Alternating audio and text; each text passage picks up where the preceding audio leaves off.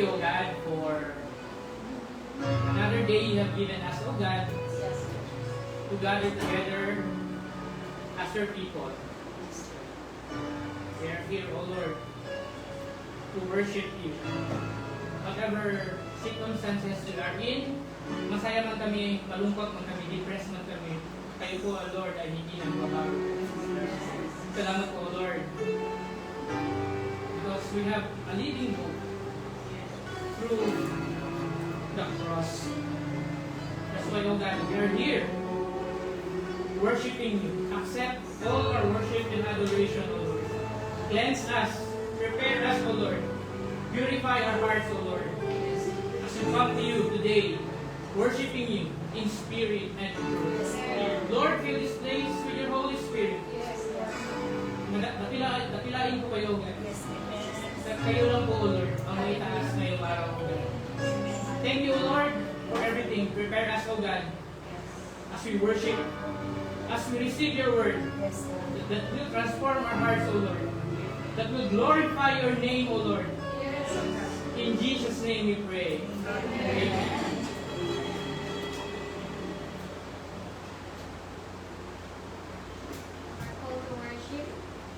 Psalms 29, verse 1 to 2. Unto the Lord, O you mighty ones, the Lord glory and strength. Give, Lord, the glory due to his name, to the Lord and the beauty of holiness. Amen. Indeed, ang Diyos natin ay dapat purihin. Handa na po ba tayo? Pagbalik ng ating Panginoon? Amen. Amen. While they're waiting, may our lives be a living sacrifice, holy and pleasing to God. Amen. Tayo magpuri-purihin natin ang ating Panginoon. Yes.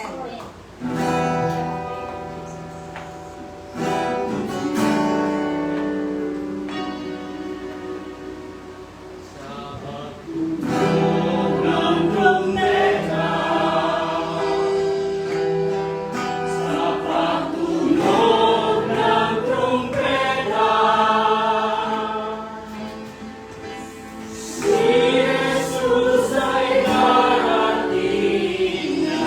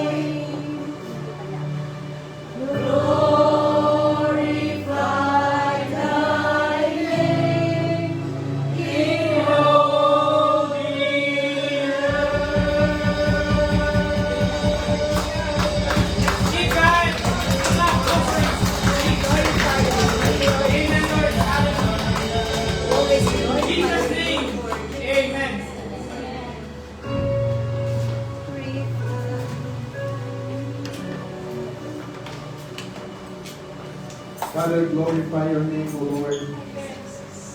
We welcome you in this place. We welcome your presence, O God.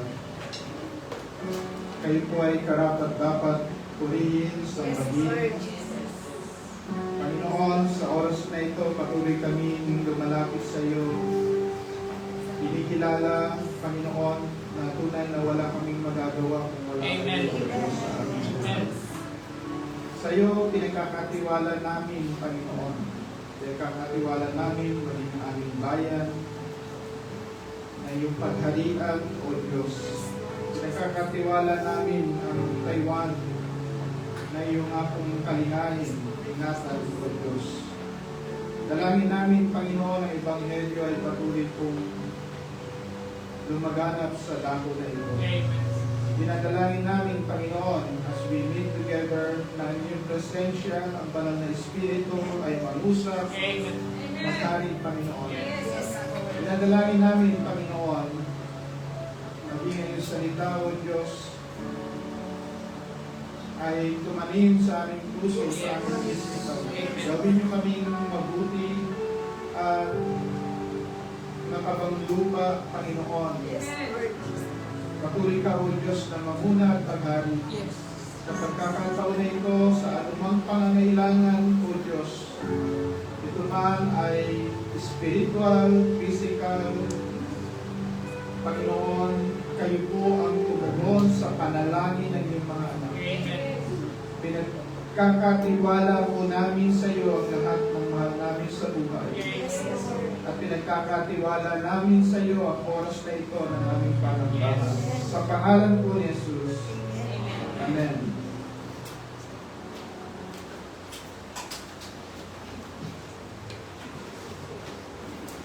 Matindi po tayo ng matulog.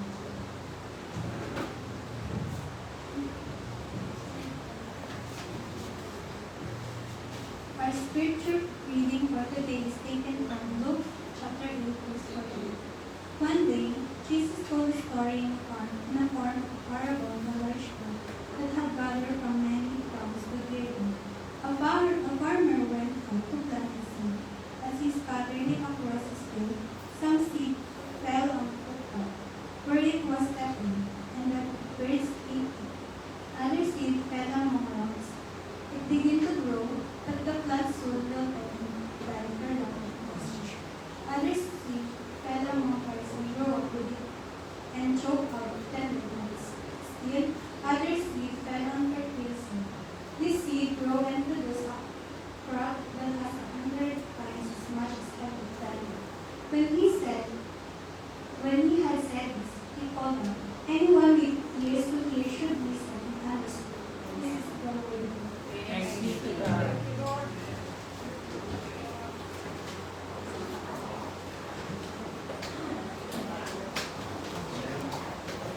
Good morning. Good morning po sa ating lahat. Salamat sa Panginoon. Salamat sa presensya ng Diyos at sa presensya ng bawat isa. Sa iyo po ay nagpapasalamat kami, O Diyos. Sa pagpapatuloy po sa ating series on the parables of Jesus, naroon tayo sa parables of the sower o the parables of the farmer.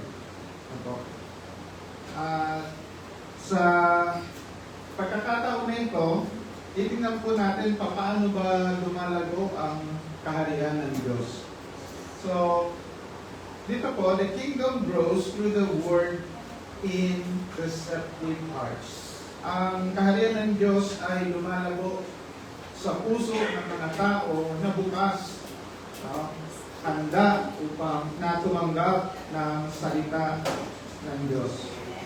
And then tayo pong lahat ay tinawag to be fruitful. Bawat isa po sa atin, bilang mananampalataya, ay tinawag upang mamunga.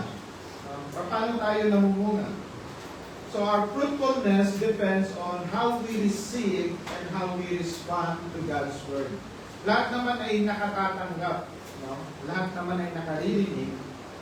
Subalit, papaano tayo magre-respond doon sa salita ng Diyos ay napakalaking bagay. At sa mga parables ni Jesus, isa itong the parable of the sower na makikita natin sa Synoptic Gospel. Na makikita, mababasa yan sa Matthew, sa Book of Mark, at ganun din sa Luke.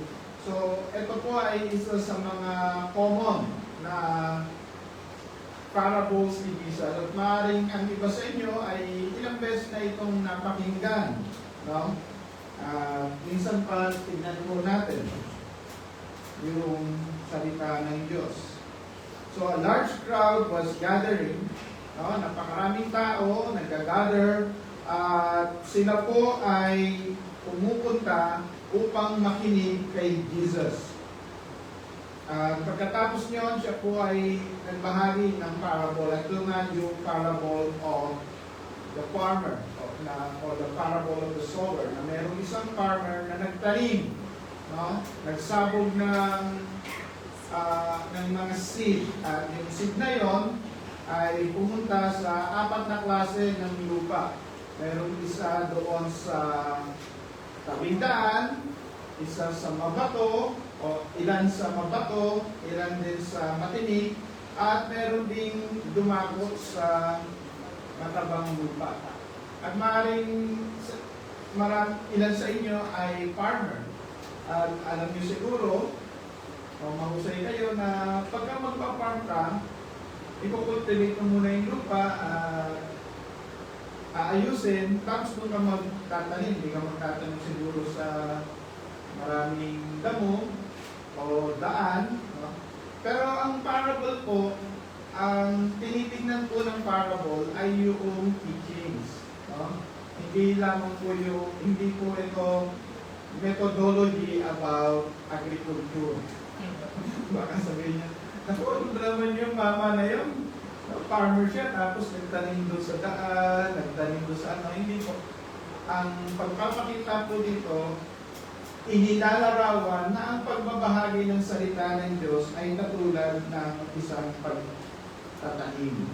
At dito po, lagi natin makikita, pagka nagturo si Jesus sa crowd, pag sinabi natin crowd, ito po yung napakalaki o yung masa, no? Minsan ay umaabot ng 1,000. At pagkatapos nyon, magkakaroon siya ng time para sa mga disciples. Doon sa disciples, merong question and answer. May question and answer. Pagka kausap niya na yung mga alagad. Okay. So, sinabi niya yung meaning ng parable. Doon sa 11 to 15. Sabi ni Jesus, this is the meaning of the parable. The seed is the word of God. Those along the path are the ones who hear, and then the devil comes and takes away the word from their hearts, so that they may not believe and be saved. Those on the rock are the ones who receive the word with joy when they hear it, but they have no root. They believe for a while, but in the time of testing they fall away. The seed that fell among thorns stand for those who hear, but as they go on their way, they are choked by life's worries, riches, and pleasure, and they do not mature. But the seed on good soil stand for those with a noble and good heart, who hear the word, retain it, and by persevering, produce a crop. So, ito po ay minsan ito po ay encouragement din sa mga nagtuturo, mga naral, na mayroong probability na 1/4 sa mga tao na tinuturuan mo ay magiging mabunga. Yun din ay warning na 3/4 ay maaaring hindi, una ay hindi malikas, di ba? Pangalawa ay hindi lumago. Pangatlo ay hindi mature. So, wala akong sinasabihan na merong gano'n dito. Hindi lumago, hindi mature. Okay. So, ito po yung synopsis niyan. So, Jesus told yung parable of the farmer sowing seed. So, 4 types of soil. yung soil na path, rocky ground, thorny ground, and good soil. So, bawat isa po nito nagre-represent ng ibang responses sa salita ng Diyos. Hindi ibig sabihin na tayo ay nasa one roof na katulad ng ganito, ay magiging pare-parehas ang respond natin sa salita ng Diyos. Okay, dito rin makita natin how the kingdom grows. Paano ba lumalago ang kaharian ng Diyos? Yung fruitfulness, yes, God wants us to be fruitful, but doesn't mean na dahil gusto ng Diyos, mangyayari na tayo maging fruitful. Minsan nakala natin, pagka ginusto ng Diyos, mangyayari yun. Okay? Pero merong mga tinatawag na conditional. Halimbawa, gusto ng Diyos na paunlarin ka. Diba? Paano niya mas sinasabi na gusto niya ng paunlarin ka? Sinasabi niya na ang plano niya sa iyo ay for good. Sinasabi ng salita ng Diyos that He is the one who gives ability or power to get wealth. At sinasabi din ng salita ng Diyos, siya ang Diyos na nagpapasikat ng araw. Okay? Para kanino? Para lang sa righteous? Hindi. Sa lahat. So yung opportunity na binibigay ng Lord, para sa lahat. Lahat tayo, pinagkakalooban ng oportunidad ng Panginoon. How we respond matters. Amen. Paano tayo nagre-respond doon? No? It matters. Okay. Yung response natin, lagi yung nakadugtong sa kondisyon ng ating puso. At pagkatapos nga niyang magturo, in-explain niya sa kanyang mga alagad yung meaning ng parables. At yung meaning na yon, nagre-reveal ano ba yung mystery ng kaharian ng Diyos. So, una, yung seed na pinag-uusapan dito is yung word, no? Yung salita ng Diyos. At maaari na ang iba sa inyo, kung kayo ay first timer, maaaring magtaka kayo, bakit we put emphasis or we give long time sa preaching of the word. Kasi yung salita ng Diyos, no, ang itinatanim sa ating puso. Amen. Okay? And how we respond to that, yun naman yung ating worship. So yung word, yung worship, and yung lifestyle natin ay magkakaugnay po yun. Sabi dito, when anyone hears the message about the kingdom and does not understand it, the evil one comes and snatches away what was sown in his heart. This is the seed sown along the path. So, ang enemy, ayaw niya na maitanim sa ating puso ang salita ng Diyos. Ang enemy ay snatcher. He will try to snatch. Kaya may mga pagkakataon, pagkalabas ninyo, o kaya Lunes na, maaaring makakalimutan nyo na, ano ba yung mensahe ng last Sunday? Maaaring ano ba yun? Maaaring mawala na, no? Baka na-snatch, no? Hindi ko sinasabing kayo, no? Na-snatch, no? Pero may posibilidad. Ayaw ng kaaway na tayo ay maging fruitful. No? Yung enemy does not want us to be fruitful. Okay. Sabi rin sa verse 1 ng Luke 8, this is the meaning of the parable. The seed is the word of God. So the word of God is the seed of the kingdom growth. Yung kaharian ng Diyos ay parang orchard. No? At tayo po ay parang mga tanim, planted by God. At tayo po ay lalago at lumalago kung paano tayo nagre-respond doon sa word. So the seed is the word, and the word must be sown widely and faithfully. yung sinabi doon na yung farmer nagtanim, no? Nagsaboy ng buto, ng seed, eh hindi ibig sabihin niya na, hindi po yun tip sa agriculture. Hindi po yun. Ang pinapakita lamang dito, yung salita ng Diyos ay ipinapahayag sa pangkalahatan, sa marami. Pero sa marami na yon, hindi ibig sabihin na karinig ay mamumuna. Now, ano ba yung ginagawa ng Word of God? Sabi roon sa Isaiah 55, God's Word accomplishes His purpose. Hindi babalik sa Kanya ang salita na naipangaral na hindi naganap yung purpose na yun. Halimbawa, yung purpose ng mag-warning. Sa Panginoon yun, no? Nagbibigay ng warning o nagbibigay ng encouragement. So, mayroong purpose yung pangangaral at pagtuturo ng salita ng Diyos.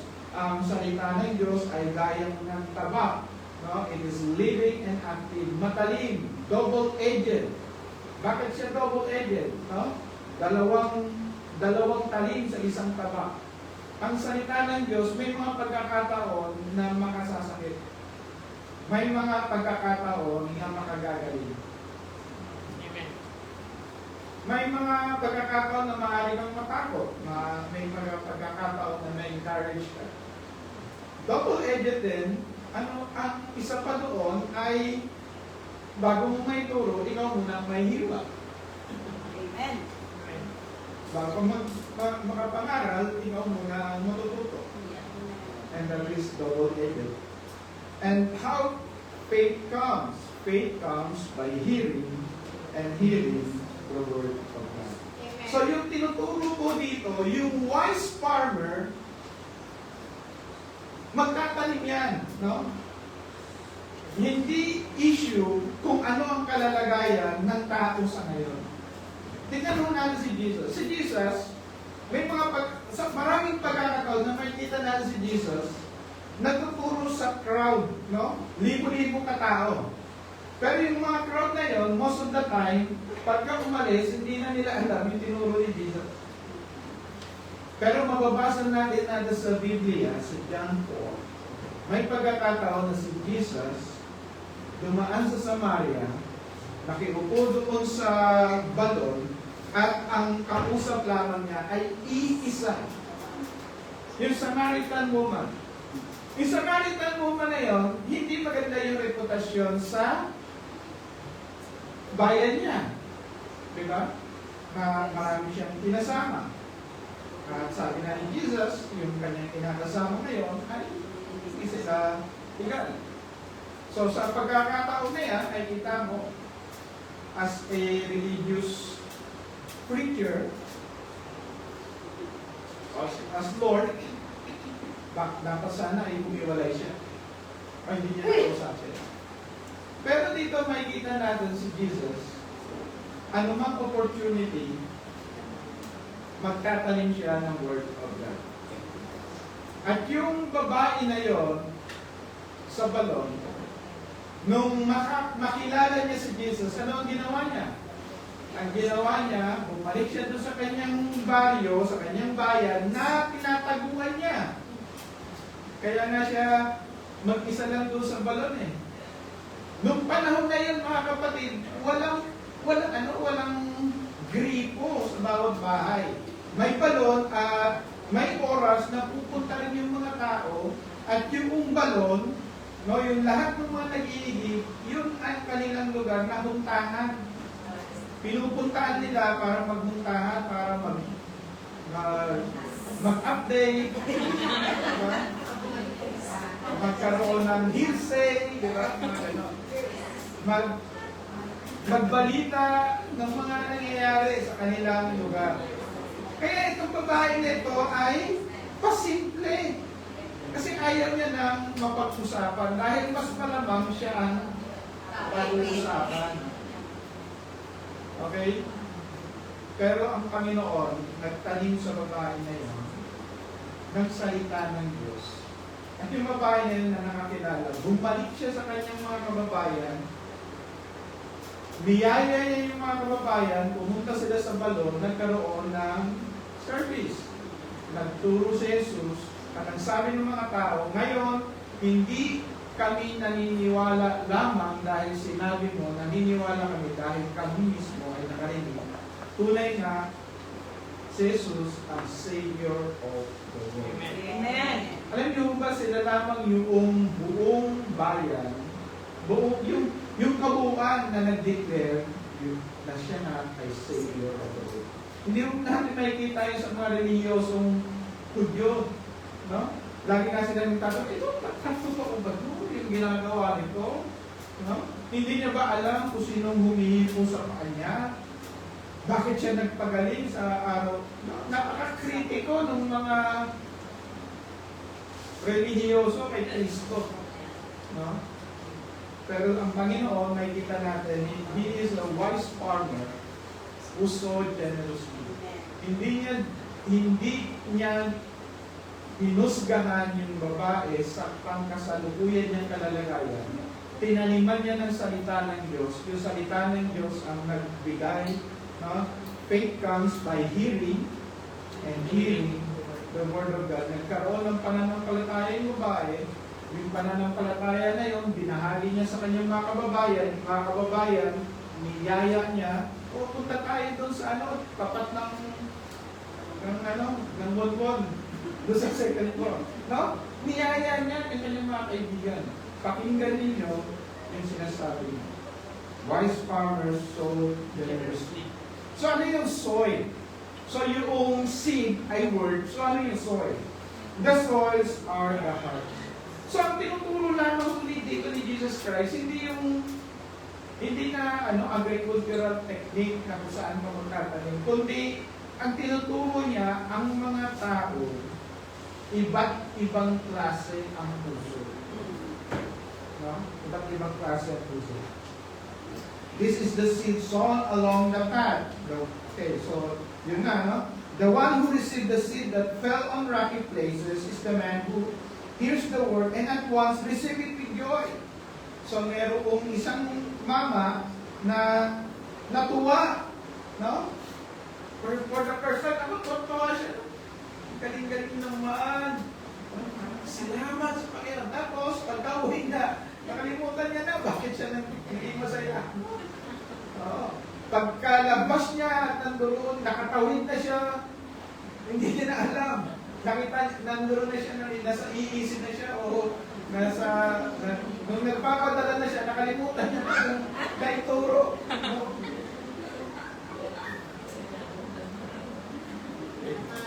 He received the word with joy, pero maikli lang. Maiksi lang. Verse 21. But since he has no root, he lasts only a short time. When trouble or persecution comes because of the word, he quickly falls away. So, gano'n sa puntuhan siya. Tapos pagdating niya doon, pagtawid niya doon sa wall, nakita siya ng mga kaibigan niya. Saan ka galing? Doon lang ako sa RJ. Titigil ako sa iisip. Hindi na siya umakyat sa second floor. Bakit? Baka siya sabihan na hindi wasto. Buwang alin ka na. Di ba? So praise the Lord ka na. When trouble or persecution comes because of the word, it quickly falls away. Verse 22. The one who received the seed that fell among the thorns is the man who hears the word, but the word is of this life, and that the deceitfulness of God choke it, making it unfruitful. Now, tingnan mo natin dito. Yung words of life, most of the time, yan ay nangyayari dahil sa ating kakulangan. Okay? Tapos yung deceitfulness of wealth, yan ay nangyayari sa panahon na ikaw ay maunlad. Ano yung sinasabi dito ng Panginoon? Hindi naman issue kung kulang o sobra ang pananalapi. Ang issue lagi talaga ay puso. May mga tao na dahil sa kakulangan ay talagang lumalalim sa pananalig sa Diyos. May mga tao na dahil sa pagpapala ng Panginoon, nagkakaroon ng gratitude. Parehas yun ay pananampalataya. Meron mga tao na dahil sa kakulangan ay curses God, curses people. No? Ituturo yun, ay, problema kasi ito si ganito eh. Dahil ginawa ito ni So yung kanyang kaisipan, nangyayari yung bagay na yon dahil outside force. Wala doon sa sarili niya. Meron naman na pinaunlad ng Panginoon, pero ang tingin niya, ayon ay dahil sa kanyang kahusayan. Therefore, I will eat, drink, and be merry. No? So, ang issue doon, hindi yung yaman o kasalanan eh. Ang issue doon ay yung puso.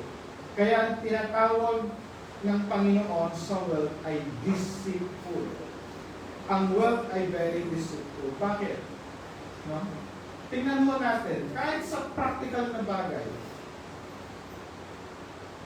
maaaring mo sa Pilipinas, kumikita ka ng 7,000, parang sapat o parang may problema. Depende yun sa ano.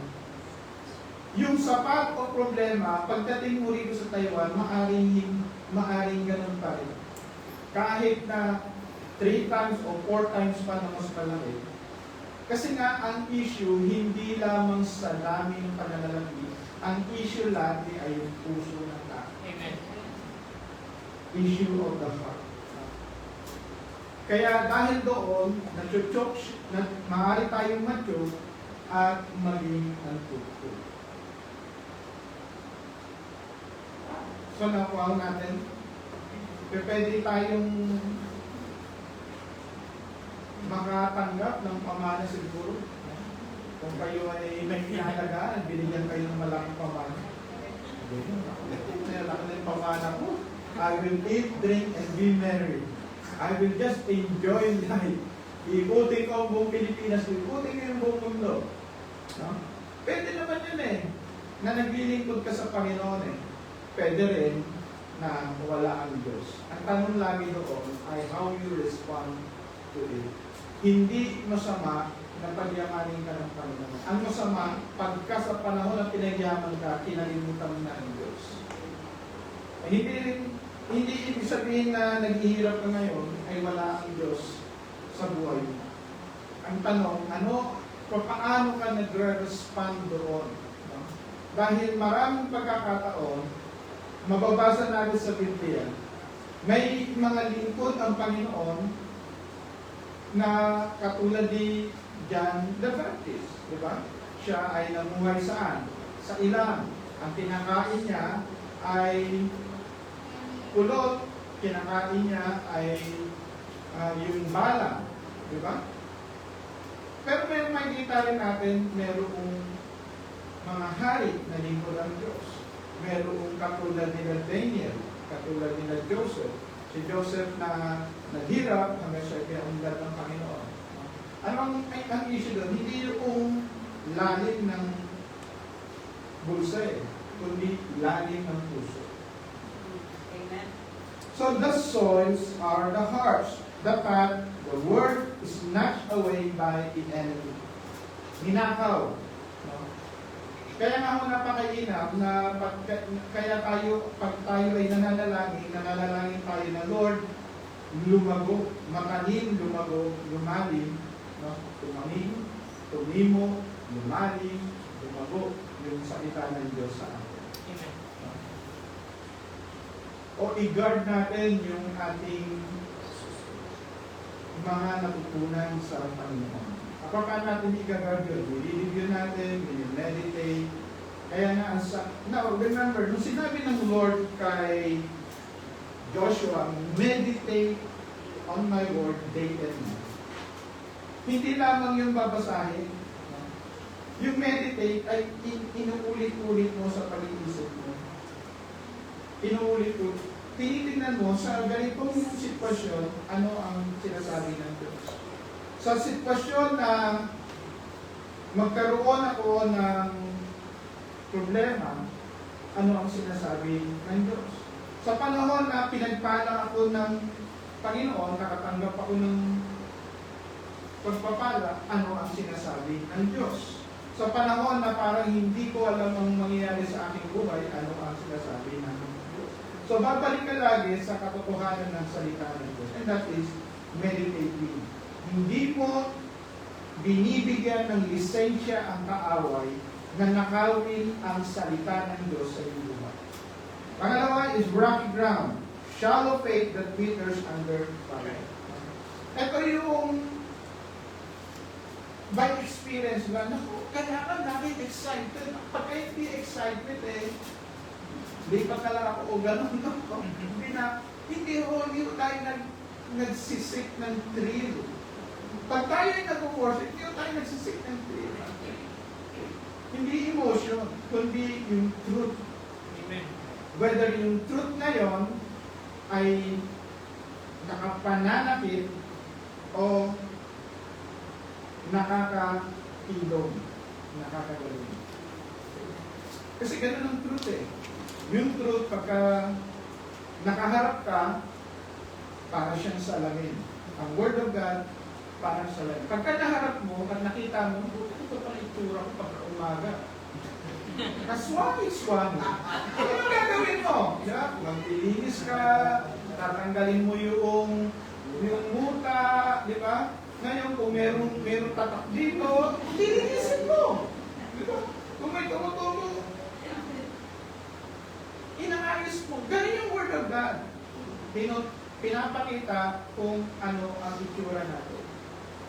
Amen. At minsan nakakasakit. Minsan naman natutuwa kami. Grabe, talagang nagle-level up na itsura ko. Ganun din ang Word of God And na-encourage ka sa mga maraming pagkakataon, yet at the same time, sinasabi niya, ganito ka. Ganun ang salita ng Amen. Diyos. Amen. Kaya yung pagka hindi mo tanggap yung katotohanan, nagiging shallow yung faith natin. Yes. Yung ko na nga doon ba? Dami naman, lagi nakakatuwa lang. No? Hindi shallow faith. Kasi yung buhay, hindi lamang tuwa. Dahil hindi mo mararanasan ng joy, kung hindi mo naranasan yung faith. Amen. At magkasama yun. Mga kapatid, parang kape. Mabait ang kape. Pero masarap. Ganun. Yung iba, nilalagyan ng cream, nilalagyan ng ano. Pag medyo sikwentahin ka na, wala na. Kape na lang. Diba? And that's it. No? Shallow faith that withers under trials. Nakakaranas ba tayo ng trials? Yes. Pero hindi ibig sabihin nyo, bibitaw tayo sa Panginoon. Amen. Hindi ibig sabihin nyo, bibitawan tayo rin ng Diyos. Amen. Ang ibig sabihin lang yun, palalaguin tayo ng Panginoon. Amen. Dahil ganoon ang isang buto. Pag naitanim siya, mapupunta siya sa madilim na lugar. Kailangan labanan niya, di ba? Lalabanan niya yung dilim na yun. At ganun tayo. Minsan nais ng Diyos na talagang palaguin tayo, mapupunta tayo sa madilim na lugar. Akala natin pinabayaan tayo. Hindi natin alam na yung pinagtaniman natin, doon lalago ang ating buhay. Ano ba ang fertilizer? Pataba. Nung hindi pa uso yung mga fertilizer na ginagawa ng tao o yung mga chemical fertilizer, ano fertilizer noon? Dumi. Manure. Manure. Ngayon kung tayo minsan ay nababaon sa dumi, hindi ibig sabihin yun, gusto ng Diyos na mamahon tayo. Ang gusto ng Diyos, mamunga tayo. Amen. May mga pagkakataong gano'n, nakakala natin, ano ba itong nangyayari sa akin? Pero gano'n ang fertilizer. Alam niyo yung fertilizer, mainit mainit ang fertilizer. At may mga pagkakataon yung sitwasyon ng buhay natin, parang mainit. No? Parang yung sinabi ni Marisol Soriano, ayoko ng maputik. Ayoko ng madumi. Parang gano'n, di ba? Ayaw natin ng mga ganung bagay, but God allows it to happen. Amen. Hindi para sirain tayo, kundi para tayo mamuna. Amen. Amen. Ano pa yung pangatlo? Thorny ground, word choked by worries and wealth. No? Poverty and prosperity would choke us. Parehas yan, mga kapatid. No? Parehas yan. Yung kawalan at kasaganahan, parehas nakaka-choke. Kaya nga sabi nung doon sa Proverbs, the Lord, give me poverty, and give me not poverty nor prosperity. Yung pangangailangan. Kaya nga yung tinuro ng Diyos, yung panalangin, ang sabi niya, give us this day our daily bread. Yung pattern of prayer ngayon ay pagkilala na Lord, ikaw ang aking provider. Ikaw ang sustainer ko. Amen. So the condition of the heart determines fruitfulness. So we should receive the word and do what it says. Tanggapin natin ang salita ng Diyos at gawin natin ito. Lagi natin tatandaan yung enemy wants us na ma-zero tayo. I-snatch sa atin.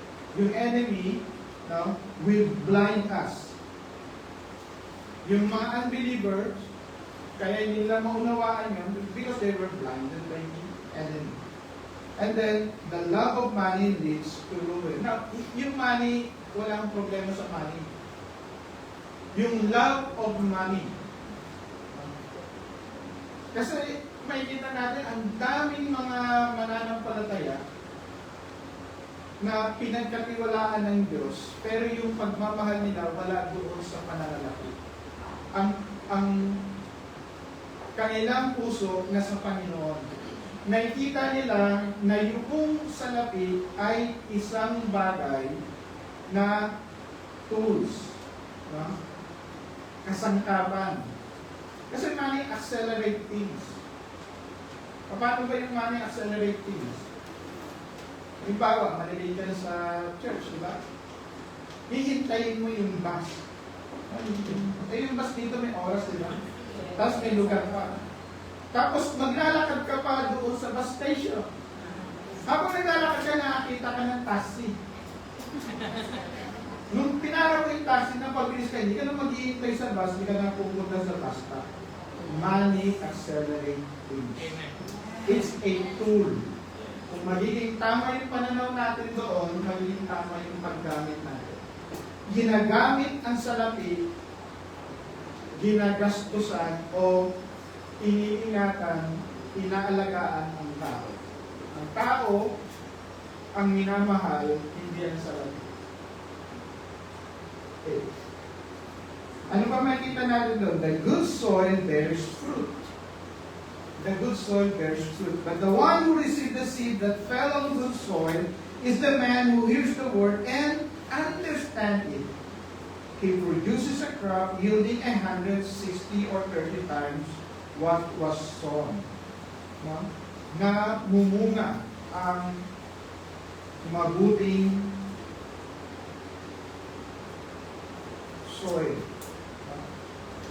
At yun po yung panalangin natin sa bawat isa sa atin. Maging mabuting soil tayo. Maging good soil tayo.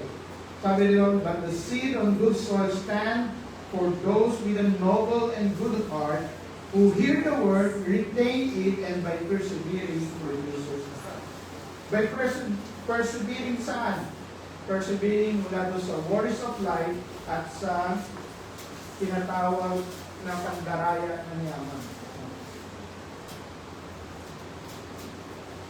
At sa Biblia, makikita natin, nandiyan si example ni Joseph, di ba? Sa panahon ng paghihirap niya, tinulong siya nanatili yung pananampalataya niya. Nung pinalago siya ng Panginoon, naging governor siya ng Egypt, hindi nawala rin yung pananampalataya niya. No?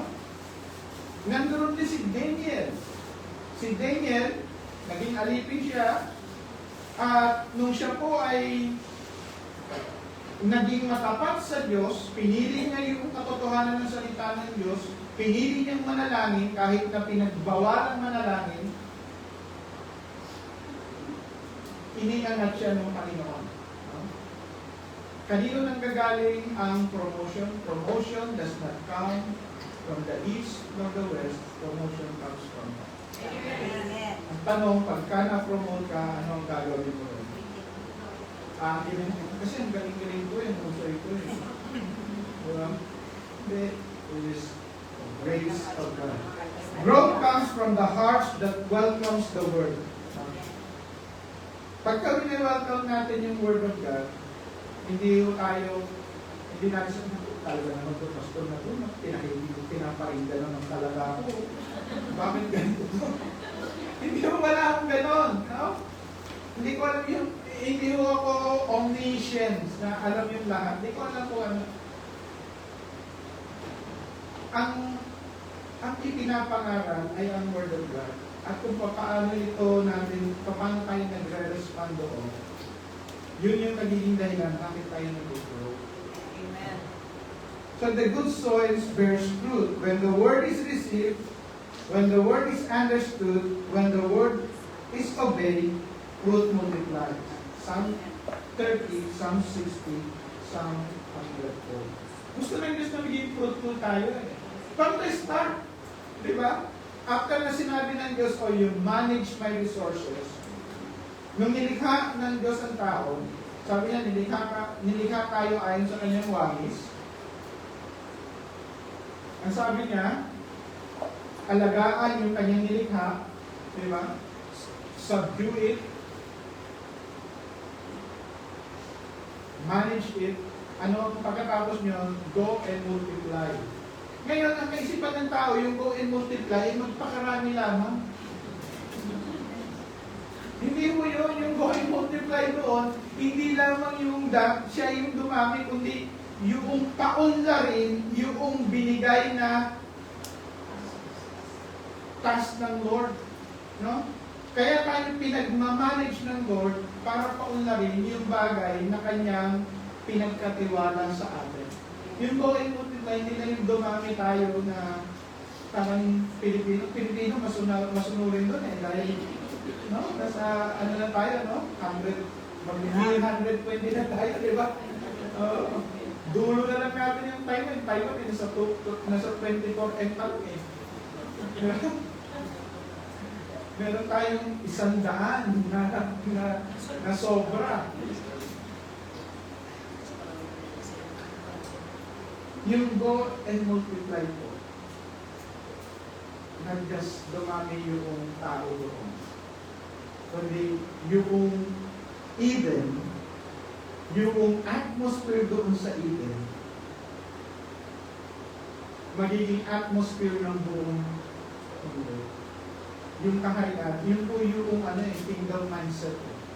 Hindi lamang kami ang uunlad yung kung saan aapak ang ating mga paa, yung lugar na yon ay magiging maunlad. Yun po yung biblical view of stewardship. So when the word is received, and when the word is understood, when the word is obeyed, fruit multiplies. Yung fruit of the Holy Spirit multiplies. Sabi rin sa Colossians 1:6, the gospel is bearing fruit and growing. Yung doon sa Colossus, mga kapatid, walang apostol na pumunta ron, walang apostol na nakapunta ron. Merong isang mananampalataya na na-disciple, na-train, pag uwi niya doon sa kanyang lugar, hindi siya nag-request na, magre-request ako ng isang pastor, magre-request ako. Wala. Doon, nagturo siya, nangaral siya. Naibahagi niya yung katotohanan para siyang Samaritan woman na-lead niya yung kanyang lugar sa Panginoon. No? And then, sabi roon, the gospel is bearing fruit, the gospel is growing. So, anong gagawin natin? Paano ba tayo magiging fruitful? We should abide in Christ. Amen. Alam ko na yung Tagalog, dumugtong. Hindi ko nagagawin yung last week na Tagalog. Hindi ko nasasabihin na. Dumugtong tayo sa Panginoon. Pag nakadugtong tayo, magiging fruitful.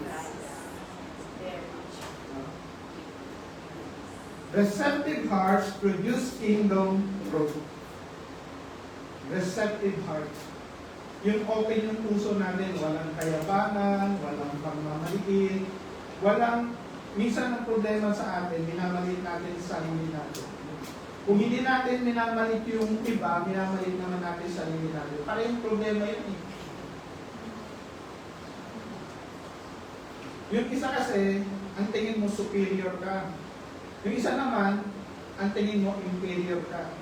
Pare-pareho tayo sa harapan ng Diyos. Iba't iba yung kaloob na pinagkaloob ng Diyos sa atin. Marami kayong magagawa na hindi ko magagawa. Pwede nga kayong mag-aral dito kahit next week. O, di ba? Mga kapatid, bawat isa po sa atin, tinawag ng Diyos. Bawat isa sa atin, kaparte ng katawan ng Panginoon. No? Kahit kalintingan ka nga eh, kaya napakainom ng ano eh, ang sakit ng kalintingan ay dama ng buong katawan. Ano ibig sabihin doon? Huwag mo sabihin maliit ka, hindi ka na mahalaga. Biro mo yung kilay niya, pinagbubusan ng oras.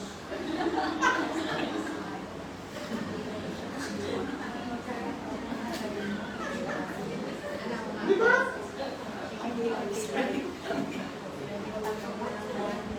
Ganun kahalaga yung kilay pala niya. Ano ibig sabihin? Mga kapatid, lahat po tayo, ang parte ng katawan ng Panginoon, may kanya-kanya tayong function. Let us be receptive. Okay, ano yung gospel connection niya? Jesus is the sower who plants the word of life. Siya mismo yung tanim sa atin. His death and resurrection make the soil fertile for salvation. Ang kailangan lang natin ibahagi si Kristo eh. No? Ang kailangan natin ibahagi lamang yung ginawa ng Panginoon sa atin para noon kung sa kaya tayo. Ganon din yung mga mananampalataya noon na ibahagi nila yung ginawa ng Panginoon sa kanila. Sabi rito, a seed must die to produce many seeds. A seed must die to produce many seeds. At ang sabi ng Panginoon, kailangan kayong mamatay. Ay, paano ba yung mamatay? Magpapaano ka? Hindi. Mawawala yung ating aim na maitas yung sarili natin. Na ang napakainam ay maitaas ang Panginoon sa buhay mo natin. Ang sabi ng salita ng Diyos, ang sabi ni Kristo, when I am lifted up, I will draw all men unto me. Ang kailangan lang natin itaas sa ating buhay ang Panginoon. Amen. Kung makita man natin ang ating sarili na tayo po ay nasa matinding pagsubok, itaas natin ang Panginoon na nagsabi, hindi kita iiwan, hindi pababayaan. Amen. Kung tayo man ay pinagyaman ng Panginoon, itaas pa rin natin ang Panginoon na nasabi natin, His grace is sufficient for you. Dahil sa biyaya niya, dahil sa kalakasan niya. And then, yung renewal ng Holy Spirit, tayo po eh, nire-renew tayo eh. Hindi naman natin talaga kaya eh. Kaya, pinagkaloob sa atin ng banal na Spirit. And let us be filled with the fruit of righteousness through Christ. So the Spirit cultivates hearts to bear fruit for the kingdom. Yung salita ng Diyos. So anong gagawin natin? Final takeaway natin. Receive the word. Hayaan natin itong umugat sa ating buhay and then bear fruit for the kingdom. yung Word of God, hayaan natin ito po yung ating mameditate sa ating panahon, sa ating pagkakataon. Maraming distraction sa atin, sa buhay natin. Maraming bagay na mag-distract tayo eh. No? Pero, huwag natin yung mga distraction ng ating kapanahunan ang mag-distract sa ating pananampalataya. Ako nga ngayon, nilesen ko ng manood ng TV, yung news sa Pilipinas. Mauubos yung buhok ko eh. Pero hindi ko sinasabing huwag nang gawin ka. Di ba? Kasi ang alagaan mo yung puso mo eh. Baka hindi mo mapansin yung puso mo nagiging napupuno na ng galit. Nagpagalit ko naman talaga. Pagka nararamdaman mo na yun, iyan mo na, palitan mo na ng Word of God. Amen. Tapos napupuno ka na ng frustration. Oo, ano, di ba? Palitan mo na ng Word of God. Palitan natin ang salita ng Diyos. Guard against hardness, shallowness, and distraction. Maraming distraction. Let the Word take root in our heart, and let us live fruitful lives that multiply God's kingdom. Hayaan natin na mag-multiply tayo at ang kaharian ng Diyos sa mundo. Tayo po ay manalangin. Father, we praise you and we honor you. We thank you for this time. We thank you, Lord, sa time na ang salita mo ay may turo, may pangarap. We pray, O Lord, ang naibahaging salita ay tumanim sa puso ng bawat isa sa amin. Gawin niyo nga po kaming good soil, O Lord. At maging mabunga, O Diyos, ang buhay ng bawat isa. Sa pangalan mo, Jesus.